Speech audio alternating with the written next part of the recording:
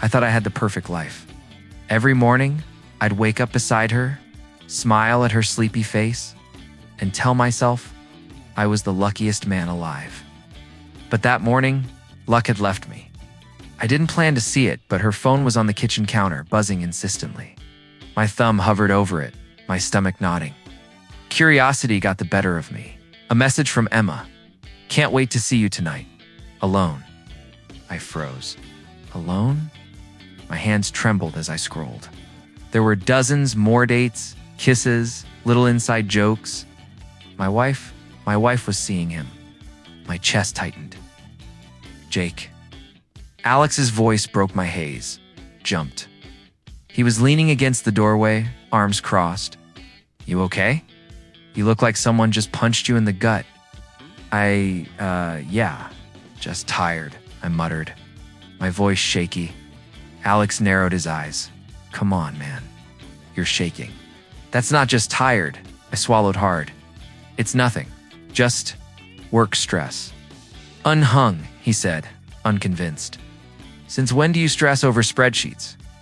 I forced a laugh, bitter and hollow. Good point. I shoved the phone in my pocket and avoided his gaze. But my mind was racing, replaying every moment I'd shared with her. Every smile, every touch, it all felt like a lie now. Talk to me, Alex pressed, stepping closer. You're hiding something, Jake? I can see it in your eyes. I hesitated, my chest tightening further. It's complicated. Alex crossed his arms again, tilting his head. You mean your perfect life isn't so perfect? Exactly, I whispered, more to myself than him. I found messages. On her phone, Alex's eyes widened. Wait, what? She's seeing someone else, I admitted, my voice barely above a whisper. I don't know how long. I don't know how. Damn it, Jake, he said, shaking his head. I had a feeling something was off, but I didn't think. Damn, I thought I knew her, I said, gripping the edge of the counter. I thought we were happy. I trusted her completely. And now? I swallowed, choking on the lump in my throat. I don't even know who she is anymore. Alex put a hand on my shoulder. Hey, breathe. You can't let this destroy you right now. You need to think. I am thinking, I snapped, then immediately regretted it. I mean, I have to know everything before I confront her. I can't just yell and destroy everything blindly. Alex nodded slowly. All right. So, step 1, find proof. Solid proof? Don't leave it to guesswork. Then you hit her where it hurts, truthfully, smartly. I ran a hand through my hair. It's not just about proof. It's about, I can't believe I didn't see it. Every time she smiled, every time she said she loved me, was it all fake? People lie, man, Alex said, firm but gentle. Doesn't mean you're weak. Means you need to protect yourself now. I replay everything in my head, I said, pacing. That dinner last week, the way she laughed when I mentioned that meeting. Was it all for him? Alex stayed silent, letting me unravel. He knew I needed this moment. I can't just let her get away with it, I muttered finally, stopping by the window. My fists clenched. I need to know the truth. Every single detail. Then I'll decide what comes next. Alex nodded again, silent support. You're not alone in this, Jake. You've got people who've got your back. Stared out the window, watching the sunlight hit the pavement, my mind racing with plans and questions. The perfect lie had crumbled, and I swore silently I wouldn't let her walk away unscathed. I couldn't stop thinking about her messages. Every laugh, every touch, every whispered word replayed in my head. I needed answers, not guesses. Jake, you've been acting strange all day, Alex said, leaning against my car as I parked near the cafe. You okay? Fine, I said, forcing a smile, though my stomach churned. I'm just thinking. Alex raised an eyebrow. About her? Yeah, I admitted. I need to know everything before I do anything? You mean spy? Alex asked, trying not to laugh. You're turning into a detective now? I can't trust her words, I said. I have to see, hear, and know for myself. Alex nodded slowly. Just don't do anything stupid. Observe, record, but stay calm. Let the evidence guide you. I spent the day following subtle clues. At the grocery store, she lingered near the bakery longer than usual, pretending to check prices. I pretended to browse the shelves across from her, heart hammering. Every time she glanced my way, I felt the old familiar pull, but I pushed it down. Later, I overheard her on the phone. "Yes, I'll be there tonight," she said softly, smiling even though I couldn't see her face. "I can't wait." "Who is he?" I whispered to myself. I followed her to a small cafe tucked behind downtown buildings. She met him there, the man from the messages. I didn't approach, just watched. He was charming, confident, untouchable in the way he moved, laughing with ease as she blushed. Alex called my phone. I answered quietly. "You see him?" He asked. "Yes," I whispered. "He's everything I feared. And there's something about him, Alex. He's different. Powerful, I think. Influential. I can feel it." "Then tread carefully," Alex said. "You can't confront him head-on yet. Not until you know the game." "I know," I said, watching them laugh through the cafe window.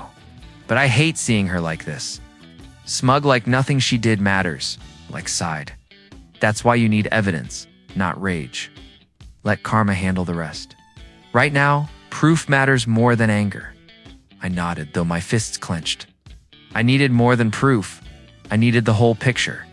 That evening, I broke into our shared email account, hesitating as I scrolled through sent items and saved drafts. My chest tightened as I found invoices, messages, and reservations she never mentioned. "They're planning trips," I muttered to myself. "Dinner reservations, hotel stays. All of it." Alex's voice came again through the phone. "Breathe, Jake. You're seeing the pattern. Collect everything." I did. Photographs of her leaving restaurants late at night. Receipts of gifts sent to him. Screenshots of their messages. Each one cut me deeper, but each one strengthened my resolve.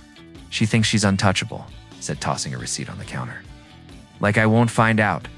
Like nothing will ever come back to her." "You'll get your chance," Alex said calmly.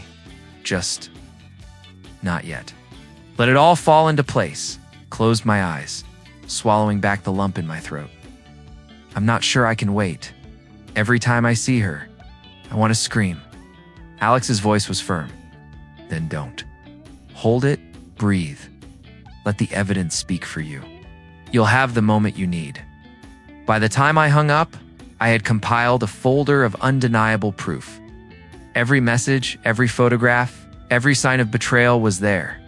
My wife's smug behavior, her laughter, her casual charm, it all looked innocent from the outside. But now, I knew the truth. I sat back in my chair, staring at the photos, my hands trembling. This is everything," I whispered. "I see it now.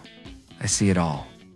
And for the first time since discovering the messages, a cold clarity settled over me. I wasn't just angry, I was ready.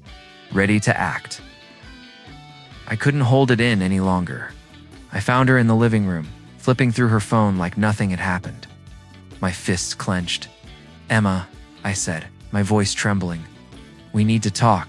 She looked up, that smug smile on her face. "Oh, about what, darling?" I took a step closer, my chest tight. "Dante play games." I know about him. Every message, every dinner, every lie. I saw it all. She laughed, a cold, hollow sound that cut me deeper than any knife. "You always overreact, Jake. Why are you so dramatic?" "Dramatic," I shouted, my anger breaking through. "I trusted you. I loved you. And you. You laughed in my face." "Loved me?" she said, tilting her head, mocking. "Oh, please. You're cute when you're angry. But really, I never needed your love. I do what I want." I felt my knees weaken. "You're not even sorry?" "Sorry?" She smirked, leaning back on the couch. "Why would I be? You didn't notice, did you? You were too busy thinking your perfect life would last forever. Too blind to see what was right in front of you." I ran a hand through my hair. "I can't believe this. I can't believe I let you make a fool out of me. Her eyes glittered with amusement. Fool? Sweetheart, you were never in control. You think knowing makes you powerful, but really, you've always been predictable. I stumbled backward, shaking my head. You think this is funny? You think you can just ruin everything I am and walk away laughing? I think it's reality, she said casually. And if you try to expose me? Her tone changed, sharp and dangerous. If you show anyone, I can make sure your reputation is ruined first. Everyone will think you're insane, paranoid.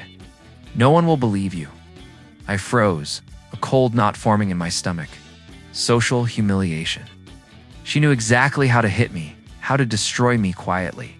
But beneath the fear, a slow, burning clarity ignited.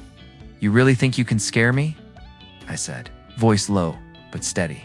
I've been blind, yes, but I'm not anymore. I'm done being naive, she raised an eyebrow. Oh, and what are you going to do? Threaten me? Cried Alex. I'm not threatening, I said, trying to keep my voice calm. I'm thinking, planning carefully. You have no idea what's coming. Planning. She laughed, standing now. Sweetheart, you'll never touch me.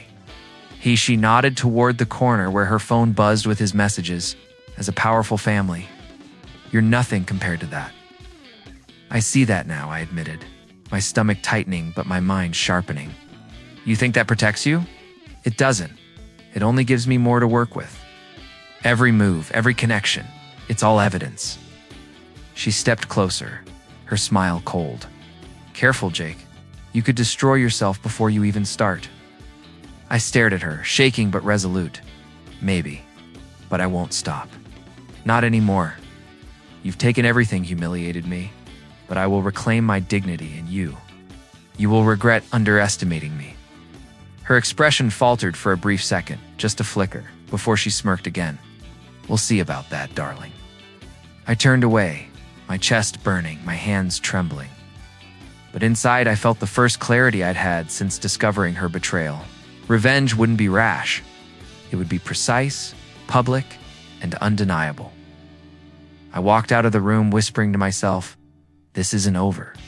Not by a long shot.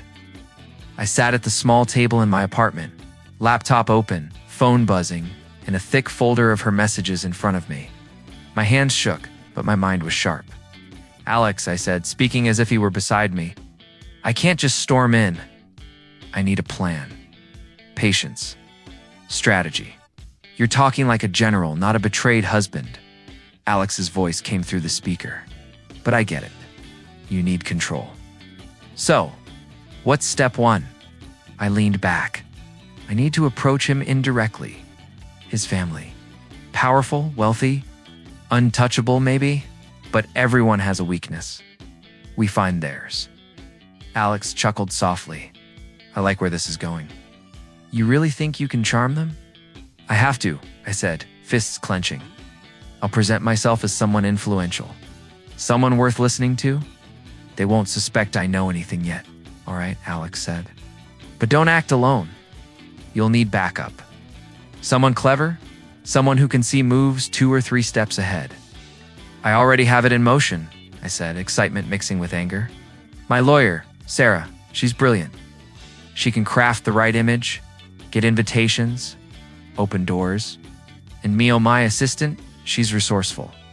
She can track schedules, events, even manage discreet surveillance if needed. Alex whistled. You're serious about this. Like it. Calculated, patient, but deadly, smiled faintly. I'm done with being naive. She thinks she's untouchable. That smug smile, it's burned into my memory. I won't forget it, good Alex said. Let that fuel you, but temper it. Don't blow your cover, I nodded, staring at the folder of messages. Every move has to be perfect. If they sense anger, doubt, anything, the plan fails. I need to play the part flawlessly. Calm, confident, untouchable myself. You can do that, Alex said firmly. We'll make sure you have every tool. Evidence, appearances, timing. Just Breathe. I closed my eyes for a moment, picturing their mansion, their parties, their status. I'll infiltrate their world, gain their trust, not as a threat, but as someone they admire, someone they underestimate. And then, my voice dropped almost to a whisper. Then I exposed the truth at the right time. Alex leaned forward through the phone. Careful. Step 1, always, is entry. Step 2 is patience. Step 3 is the reveal. You're not rushing. You're controlling the pace. I opened my eyes, determination burning. I won't let her suspect anything. Every interaction has to be flawless. Smile, charm, casual conversation. Build credibility. Observe reactions. Gather subtle weaknesses. Every word, every gesture counts. You're already playing chess in your head, Alex said, sounding impressed. Keep that. And when the moment comes, you'll strike. Publicly, undeniably. And she won't see it coming. I'm ready, I said. This time, I'm the one in control. She underestimated me. He underestimated me. And their family. They'll see a man they never expected. Alex's voice softened. Just remember, Jake, the goal isn't only revenge. It's dignity. Your life, your peace. Don't lose that in the plan. I won't, I said.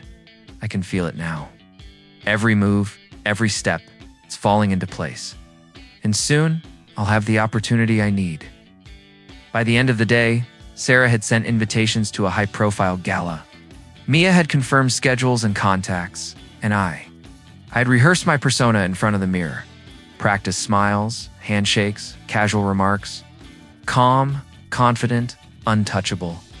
I stared at my reflection, whispering, "This is it. The first step. The beginning of the end." The folder of proof lay open behind me, a silent promise. Every photograph, every message, every betrayal would be revealed, but only when the moment was perfect. And I would make sure it was. I straightened my tie for the third time, staring at my reflection in the car window. Calm, I muttered to myself. Confident, untouchable. My chest burned, but I kept my composure. Tonight, everything mattered. Alex's voice buzzed in my ear. Remember, Jake, this isn't about rage. It's about control. Stay cool. I know, I whispered. Every move counts. Every word. Every glance. Valet handed me my jacket as I stepped out. The mansion loomed, lights twinkling like stars. I felt her eyes on me the moment I entered. Emma. That smug smile, poised, flawless. I forced a smile back. Calm, casual, Jake.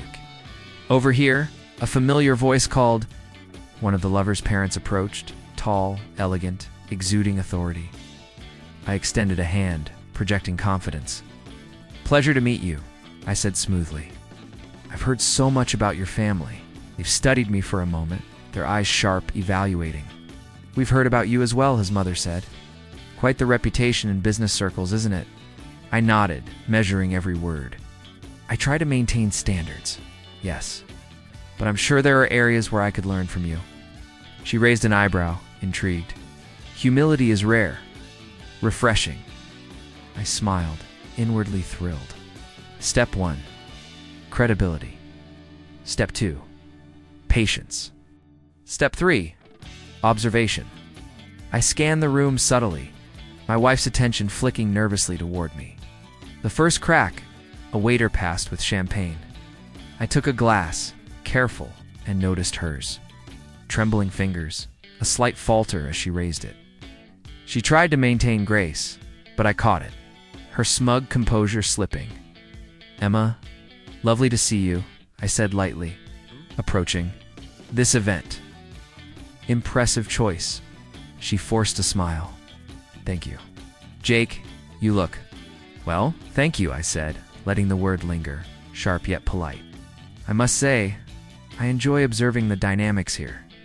Fascinating. Her eyes darted, anxiety hiding behind her poised face. Dynamics. Yes, I said softly. Subtle glances, whispered comments. People reveal themselves in the smallest gestures. I caught her lover's eye across the room. Something in his posture stiffened. He noticed my attention, realizing the subtle weight in my gaze. His parents exchanged a look, just the tiniest tilt of heads, almost imperceptible. Judgment, surprise, concern. "Jake," Emma whispered later as I stood nearby. "Why are you acting like this?" I tilted my head, calm, composed. "Acting like what?" Like you know something," she hissed, barely audible. "I don't understand." "Of course you don't," I said smoothly. "You never saw it coming, did you?" She froze, eyes flicking toward her lover. The tension thickened, the room's hum fading into a dull roar in my ears. Every nerve was alert. Every movement mattered.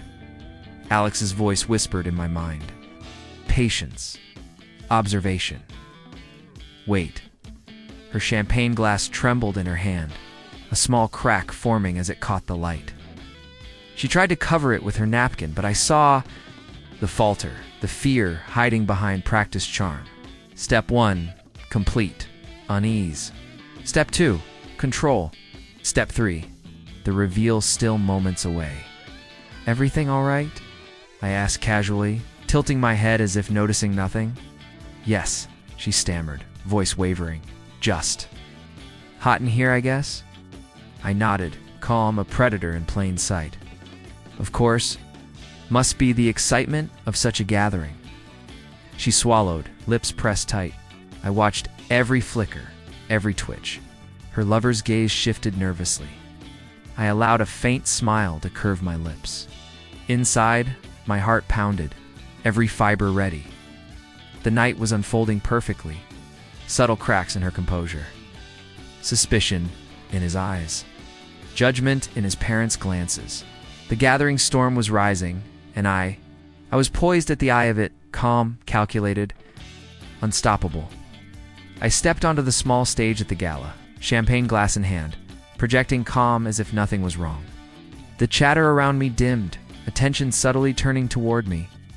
My heart pounded, but my voice was steady. "Ladies and gentlemen," I began, smiling politely. "Thank you for this wonderful evening. It's always a pleasure to be among people of such refined taste." Polite applause followed. I scanned the crowd slowly, eyes locking on her. Emma, her usual smug smile was gone, replaced by a flicker of unease. I allowed myself a small, inward smile. And now, I continued. Letting the words linger, I think it's important to recognize that appearances can be deceiving. She stiffened, and I could see her lover shift uncomfortably. A few people glanced at each other, sensing the tension. "Jake." "What are you?" Emma's voice was sharp, anxious. But I cut her off with a calm hand gesture. "Allow me to explain," I said, keeping my tone polite, almost conversational. "Some truths are difficult to hear, but ignoring them doesn't make them disappear." A hush fell over the room. I took a slow breath, letting the weight of my next words settle. "Emma, I trusted you, loved you, believed in the life we shared. And yet, my eyes met hers, cold now. You betrayed me repeatedly. With him." Gasp rippled through the room. Emma's face paled, lips pressing tight. "Jake, you're lying," she spat, voice shaking. "Am I?" I asked, tilting my head. "Or is this lying?" I held up the folder of photographs, messages, receipts, everything compiled carefully over weeks. Evidence. Every dinner, every late-night meeting, every secret message. Her lover's jaw tightened, eyes flicking nervously to his parents. They too were watching closely now, the polite mask slipping. "Jake, this is ridiculous," he said, attempting calm, but his voice faltered. I smiled faintly, letting the words hang. "Ridiculous? Or necessary?" "Jake, stop this," Emma pleaded, hands trembling. "You don't understand?" "No," I interrupted, voice rising slightly. "I understand perfectly. I understand that you think your charm and his family's influence shield you from consequences. But tonight, that illusion ends." Her lover took a step forward. "Jake, you have no proof." I raised a finger, cutting him off. "Proof? Right here.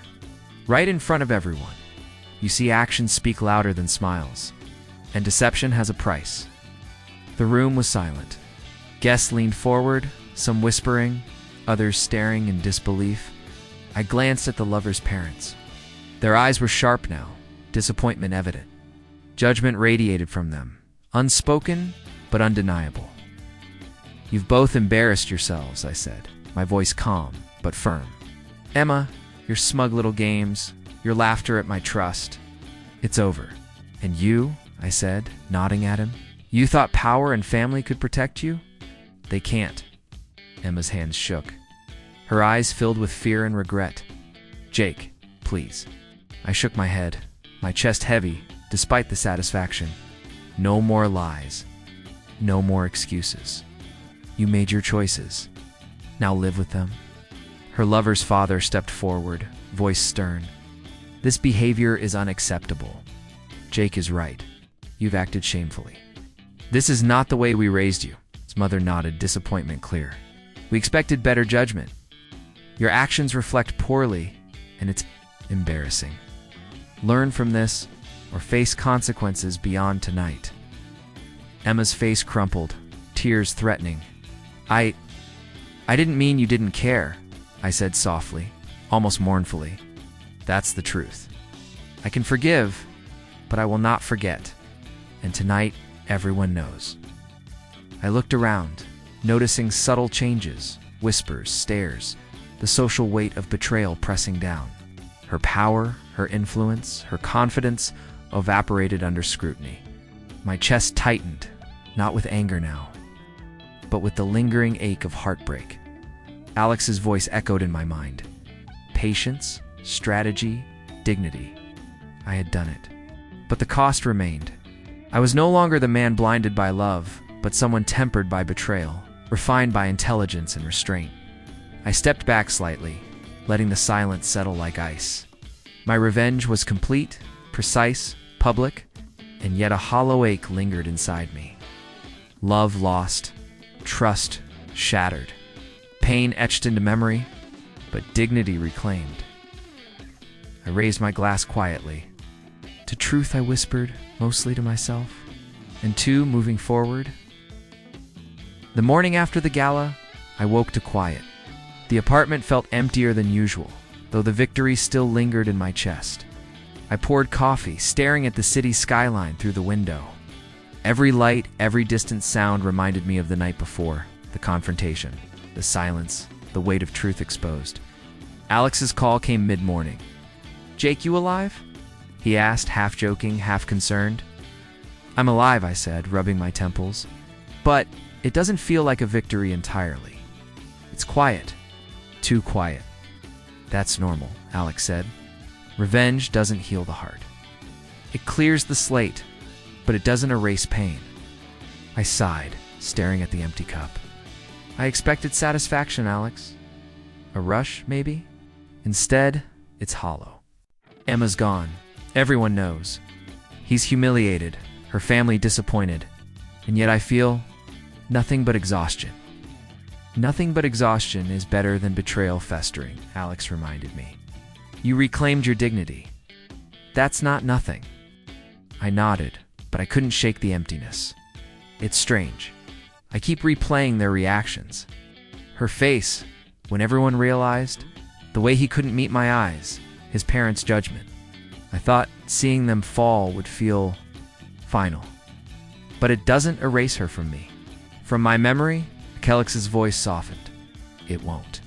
Memories linger, but you're stronger now. You've learned the hard way, and that counts.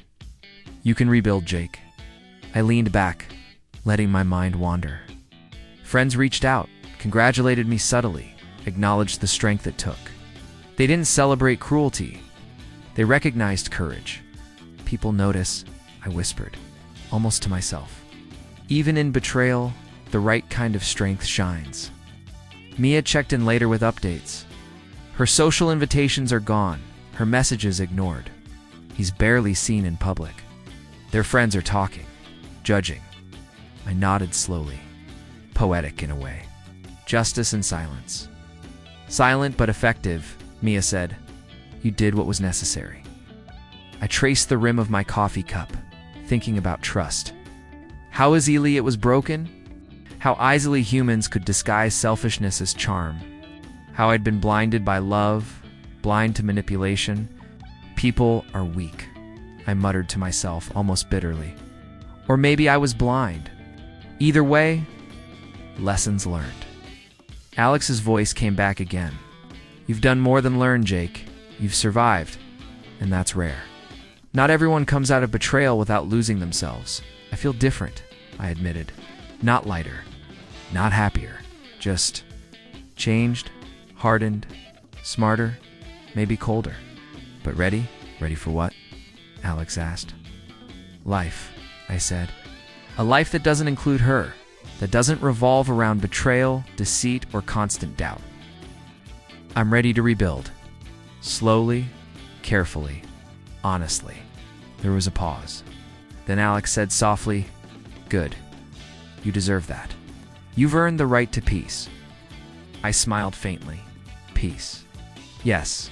Maybe not yet fully, but I can see it ahead. And it's mine. On my terms. Later, I walked through the city streets. Alone. People passed, unaware of the storm that had just ended. I watched a couple laughing, a child chasing a dog, sunlight catching glass and metal. Life went on, indifferent to my pain, indifferent to betrayal, indifferent to victory. And maybe that was the lesson. Life doesn't pause for heartbreak. It moves, and we either move with it or stay broken. I thought about Emma and him, socially isolated, whispers following them.